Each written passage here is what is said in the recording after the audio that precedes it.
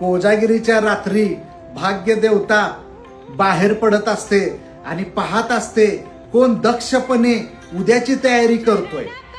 कोजागिरीच्या दिवशीच नव्हे मित्रांनो, इतर दिवशी सुद्धा मध्यरात्री रात्री भाग्य देवता घराच्या बाहेर पडत असते आणि पाहत असते की उद्याची तयारी करणारा कोण दिसतोय तिला.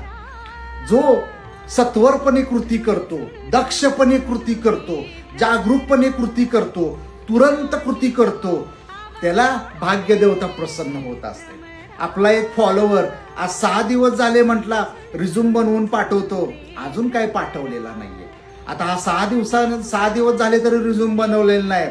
याला भाग्य देवता प्रसन्न होईल का मित्रांनो? कारण हा सत्वरपणे कृती करत नाही, जलद गतीनं कृती करत नाही.